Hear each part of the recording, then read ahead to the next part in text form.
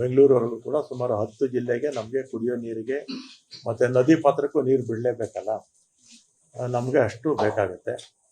ಮತ್ತು ಇವತ್ತು ಅವರು ಆದೇಶ ಕೊಟ್ಟಿರೋದನ್ನು ನಾವು ಪಾಲಿಸೋದಕ್ಕೆ ನಮಗೆ ಕಷ್ಟ ಆಗುತ್ತೆ. ಅದಕ್ಕೆ ಅಪೀಲ್ ಹೋಗಬೇಕು ಅಂತ ನಮ್ಮ ತೀರ್ಮಾನ ಆಗಿದೆ. ಮತ್ತು ನಮ್ಮ ಶ್ರೀರಾಮಯ್ಯ ಅವರು, ನಮ್ಮ ಅಡ್ವೈಸರು, ಕರ್ನಾಟಕ ಸರ್ಕಾರದ ಅಡ್ವೈಸರು ಡ್ರಾಫ್ಟ್ ಮಾಡಿ ಕಳಿಸಿದ್ದಾರೆ. ದೆಹಲಿಗೆ ಕಳಿಸಿದ್ದೀವಿ. ನಮ್ಮ ವಕೀಲರು ಕಾತರ್ಕಿಯವರು ಡ್ರಾಫ್ಟ್ ಅಪ್ರೂವ್ ಮಾಡಿ ಕಳಿಸಿದ್ರೆ ಇವತ್ತೇ ಅಪೀಲ್ ಆಗ್ತದೆ. ಅಪೀಲು ನಮ್ಮ ಎಸ್ ಅವರು ಅಪೀಲು ಇವತ್ತು ಹಾಕ್ತಾರೆ. ಅದರಿಂದ ಇವತ್ತು ನೀರು ಇಲ್ಲದೆ ಇರೋದ್ರಿಂದ ನಾವು ನೀರು ಬಿಡೋಕೆ ಆಗೋದಿಲ್ಲ.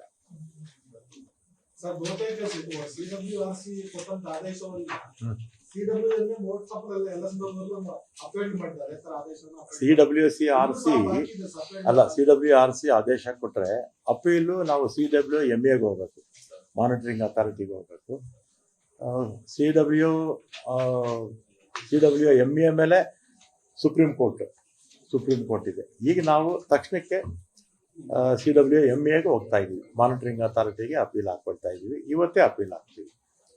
ಸರ್, CWRC ಮುಂದೆ ವಾದ ಮತ್ತೆ CWMA ವಾದಕ್ಕೂ ಏನೋ ಡಿಫರೆನ್ಸ್ ಇರುತ್ತೆ? ಏನಿಲ್ಲ ಡಿಫರೆನ್ಸ್. ಈಗ CWRCಗೂ CWMAಗೆ ಏನಾಗುತ್ತೆ, ಮಧ್ಯದಲ್ಲಿ ಮಳೆ ಬಂದ್ರೆ ಸ್ವಲ್ಪ ನೀರು ಜಾಸ್ತಿ ಆಗಿರುತ್ತೆ ಅಷ್ಟೇ, ಇನ್ನೇನು ಇಲ್ಲ. ಮಧ್ಯದಲ್ಲಿ ಮಳೆ ಬಂದ್ರೆ ಸ್ವಲ್ಪ ನೀರು ಪ್ರಮಾಣ ಜಾಸ್ತಿ ಇರುತ್ತೆ. ಆಮೇಲೆ ನಾನು ಇವರು ನೋಡಿದೆ, ಇವರು BJPಯವರು ಅಶೋಕ್ ಅವರು ಹೇಳಿದ್ದಾರೆ ಸರಿಯಾಗಿ ವಾದ ಮಾಡಿಲ್ಲ ಅಂತ. ಶ್ರೀರಾಮಯ್ಯ ಅನ್ನೋರು ಅಡ್ವೈಸರು, ಸುಮಾರು 25 ವರ್ಷದಿಂದ 30 ವರ್ಷದಿಂದ ಅವರೇ ಅಡ್ವೈಸರು. ಅವ್ರ ಸರ್ಕಾರ ಇದ್ದಾಗಲೂ ಅವರೇ ಅಡ್ವೈಸರು, ನಮ್ಮ ಸರ್ಕಾರಗಳಿದ್ದಾಗಲೂ ಅವರೇ ಅಡ್ವೈಸರು. ವಾದ ಚೆನ್ನಾಗಿ ಮಾಡಿದ್ದಾರೆ, ಅದರಲ್ಲೇನು ಎರಡನೇ ಮಾತೇನೂ ಇಲ್ಲ. ಮೋಹನ್ ಕಾತಿರೇಕರು ಅವರು ಅಷ್ಟೇ, ಎಷ್ಟು ವರ್ಷದಿಂದ ಅವರು ಒಂದು 25-30 ವರ್ಷದಿಂದ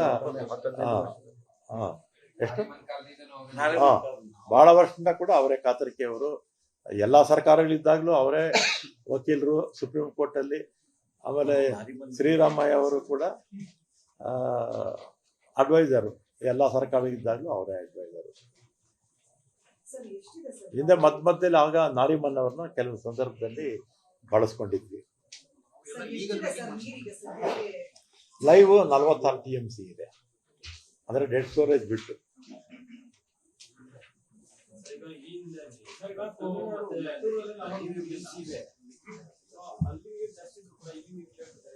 ಇದೆ, ಅವ್ರ ಹತ್ರನೂ ಇದೆ. ಆಮೇಲೆ ಈಗ ಏನಾಗುತ್ತೆ, ಅವ್ರ ಹತ್ರ ಮೆಟ್ಟೂರಲ್ಲಿ ಸುಮಾರು 40 TMC ನೀರಿದೆ. ಈಗ ನಮ್ಮ ಬಿಳಿಗುಂಡ್ಲು ಇದೆಯಲ್ಲ, ಬಿಳಿಗುಂಡ್ಲು ಅಥವಾ ಮೇಕೆದಾಟು ಅಂತ ಇಟ್ಕೊಳ್ಳೋಣ, ಅಲ್ಲಿಂದ ಅಲ್ಲಿಗೆ ಪೂರ್ತಿ ಕಾಡೆ ಬರೋದು, ಅಲ್ಲೇನು ವ್ಯವಸಾಯ ಏನು ಮಾಡ್ತಿಲ್ಲ ಮಧ್ಯದಲ್ಲಿ. ಅವ್ರ ಹತ್ರ ನೀರಿದೆ. ಅವ್ರೇನಂದ್ರೆ ನಿಮ್ಗೆ ಇಷ್ಟು ಮಳೆ ಆಗಿದೆಯಲ್ಲ, ಸುಮಾರು 36 TMC ಅಷ್ಟು ನೀರು ಈ ಮಳೆಗಾಲದಲ್ಲಿ ಬಂದಿದೆ, ನಮಗೆ ಬಿಡಿ ಅಂತ ಅವ್ರು ಕ್ಲೈಮ್ ಮಾಡ್ತಾರೆ. ಅದೆಲ್ಲ ಸುಳ್ಳು ಮಾಹಿತಿ.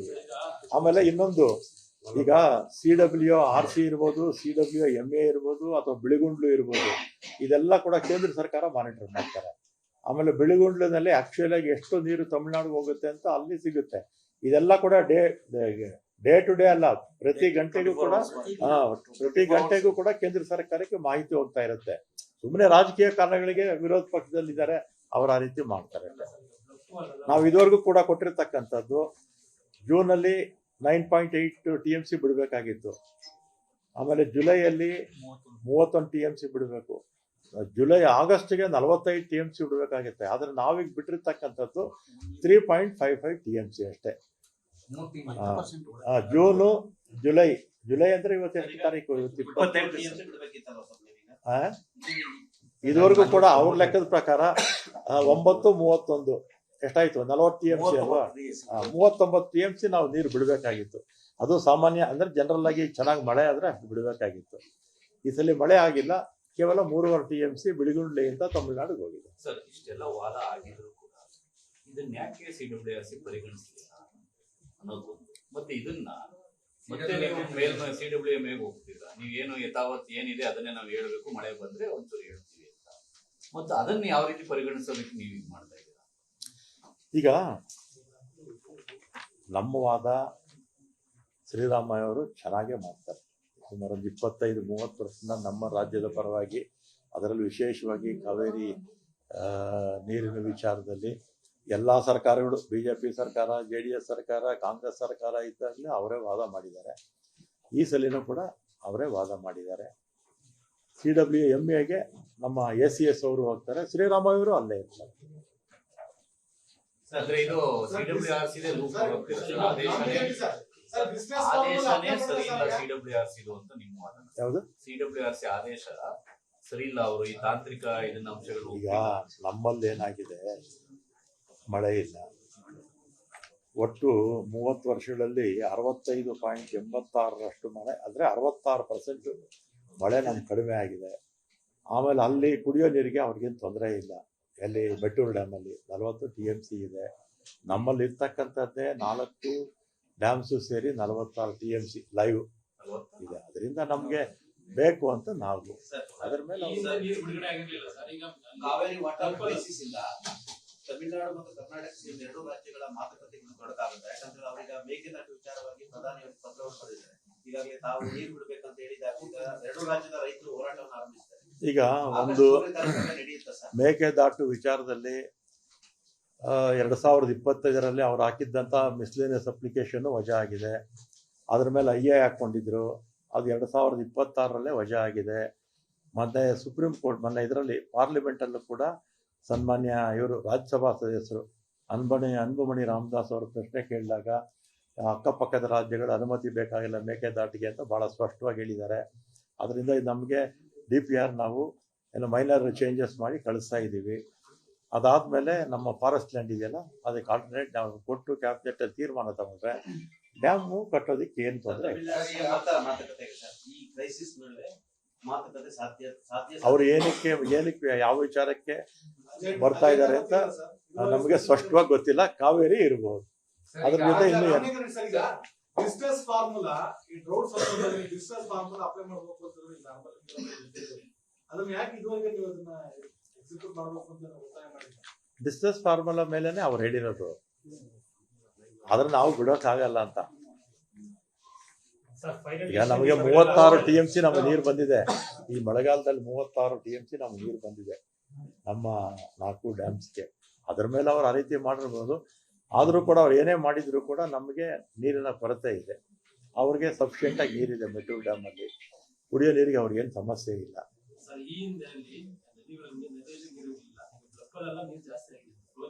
ಯಾವಾಗ ಫ್ಲೋ ಜಾಸ್ತಿ ಅಂದ್ರೆ ಆಮೇಲೆ ಯೋಚನೆ ಮಾಡೋಣ ಬಿಡಿ. ಈಗ ಮಳೆ ಬಂದು ಈಗ ಈ ಜುಲೈ ಕೊನೆಯಲ್ಲಿ ಮತ್ತು ಆಗಸ್ಟ್ ಫಸ್ಟ್ ವೀಕಲ್ಲಿ ಮಳೆಗಳು ಬರುತ್ತೆ ಅಂತ ನಾವು ನಿರೀಕ್ಷೆ ಮಾಡಿದ್ದೀವಿ. ಮಳೆ ಬಂದರೆ ಯಾವ ಸಮಸ್ಯೆನೂ ಇರಲ್ಲ, ಈ ತಂಟೆ ತಗರಾರು ಇರಲ್ಲ. ಯಾರು ಇಲ್ಲ ಬಿಡೋದಿಲ್ಲ. ಈಗ ನಾವು ಅಪೀಲ್ ಹೋಗ್ತಾ ಇದ್ದೀವಲ್ಲ, ಅಪೀಲ್ MAಗೆ ಹೋಗ್ತೀವಿ, ಮಾನಿಟರಿಂಗ್ ಅಥಾರಿಟಿಗೆ ಅಪೀಲ್ ಹೋಗ್ತಾ ಇದ್ದೀವಿ. ಸರ್ ಇನ್ನೆಷ್ಟು ನೀರು ಕರ್ನಾಟಕಕ್ಕೆ ಉಳಿದಿರುತ್ತೆ ಸರ್? ಅವ್ರಿಗೆ 15 ದಿನ ಹೇಳದಷ್ಟು ಬಿಟ್ಟರೆ ಈಗ ಎಷ್ಟು ನೀರು ಉಳಿದಿರುತ್ತೆ ಕರ್ನಾಟಕ?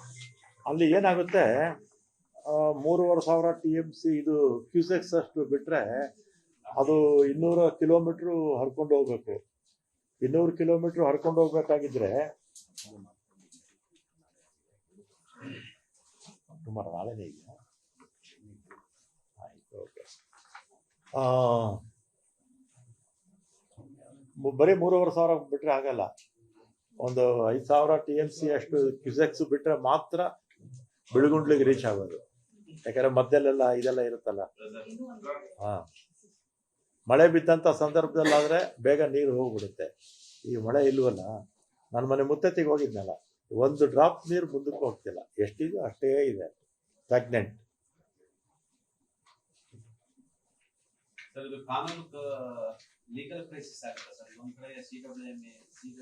ಈಗ ಇನ್ನೊಂದು CWMA ಮೀಟಿಂಗು ಕರೀತಾರೆ. ಕರೆದಾಗ ಅವ್ರು ಏನು ತೀರ್ಮಾನ ಕೊಡ್ತಾರೆ ನೋಡೋಣ.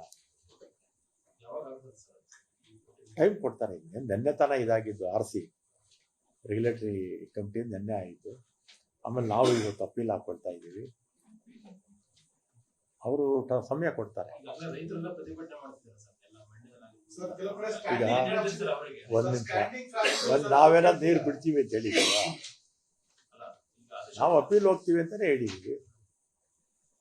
ರಾಮಲಿಂಗಾರೆಡ್ಡಿ ಸರ್, ಈಗ ಸ್ಟ್ಯಾಂಡಿಂಗ್ ಕ್ರಾಪ್ ಇದೆ ಕೆಲವು ಕಡೆ ಸರ್, ಕಬ್ಬು ಇರ್ಬೋದು, ಭತ್ತ ಇರ್ಬೋದು, ಕೆಲವು ಕಡೆ ಬೇರೆ ಬೇರೆ ಬೆಳೆ ಎಲ್ಲಿ ಮಂಡ್ಯ ಇರ್ಬೋದು, ಮತ್ತೆ ಬೇರೆ ಬೇರೆ ಈಗ ಆ ವಿಚಾರ ಬೇಡ. ಏನ್ ಮಾಡ್ತಾರೆ? ಯಾಕೆ ಅಂತ ಆಮೇಲೆ ಹೇಳ್ತೀನಿ, ಸುಮ್ಮನೆ ಇರಿ.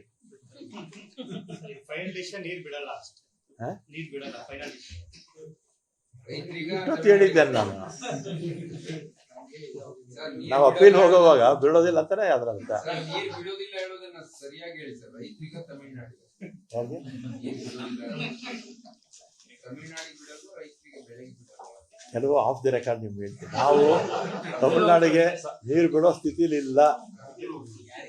ಸರ್ ಈಗ ತಮಿಳ್ನಾಡು ಸಿಎಂ ಆಗಸ್ಟ್ 3ಕ್ಕೆ ಅವರ ಕನ್ಫರ್ಮ್ ಆಯ್ತಾ ಏನು ಅಂತ ಸರ್? ಅಣೆಕಟ್ಟು ವಿಚಾರ ಆಗಿದೆ ಬರ್ತಾರಾ ಸರ್? ಆಗಿದೆ ಅಂತ ಮಾಹಿತಿ. ಸರ್, ಈಗ ಸಾಕಷ್ಟು ವಿರೋಧಗಳು ವ್ಯಕ್ತ ಆಗ್ತಾ ಇದೆ ಕಾವೇರಿ ನೀರನ್ನ ಬಿಡೋ ವಿಚಾರವಾಗಿ. ಕನ್ನಡ ಪರ ಸಂಘಟನೆ ಒಂದ್ ನಿಮಿಷ ಇರಿ.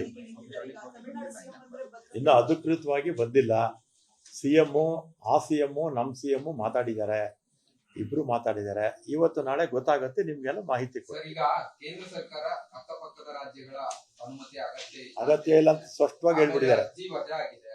ಯಾವುದು ಕಾನೂನಾತ್ಮಕ ತೊಡಕಿಲ್ಲ ಅಂತ ಹೇಳುವಾಗ ಈ ಮಾತುಕತೆ ಅಗತ್ಯ ಇದೆ ಮೇಕೆದಾಟು ವಿಚಾರಕ್ಕೆ? ನೀವು ನಮ್ಮ ಶಿವಕುಮಾರ್ ಅವ್ರನ್ನ ಕೇಳ್ಬೇಕು. ಯಾಕಂದ್ರೆ ಅವರಿಬ್ಬರು ಮಾತಾಡ್ಕೊಂಡಿರೋದು ಯಾವ ಸಬ್ಜೆಕ್ಟ್ ಏನು ಎತ್ತ ಅಂತ. ಏನ್ ಬರ್ತಾರಲ್ಲ ಇವತ್ತೆಲ್ಲ ನಾಳೆ ಬರ್ತಾರೆ. ಸರ್, ಜಲಸಂಪನ್ಮೂಲ ಸಚಿವರು ಮೇಜರ್ ಆಗಿ ಮನೆಗೆ ನೀವು ಎಲ್ಲೇ ಬಂದ್ರು ಕುತ್ಕೊಂಡು ಬಂದ್ರು ಅಲ್ಲಿಗೆ ನೋಡ್ಬೇಕಾಗತ್ತೆ. ಕುತ್ಕೊಂಡು ಎಲ್ಲಿ ಬಂದ್ರು ಸಹ ನೀವು ಕಾವೇರಿ ವಿಷಯಕ್ಕೆ ಬರ್ಬೇಕಾಗತ್ತೆ. ತಾವು ಇರ್ಬೇಕಾಗತ್ತೆ ಆ ಸಂದರ್ಭದಲ್ಲಿ. ನೀವು ಮೋಸ್ಟ್ಲಿ ಅಜೆಂಟ್ ನಿಮ್ಗೆ ಗೊತ್ತಿರುತ್ತೆ, ಡಿಸ್ಪೋಸ್ ಮಾಡ್ತಿಲ್ಲ ಅಂತ ಅನ್ಸುತ್ತೆ. ಯಾವ್ದ್ರ ಬಗ್ಗೆ?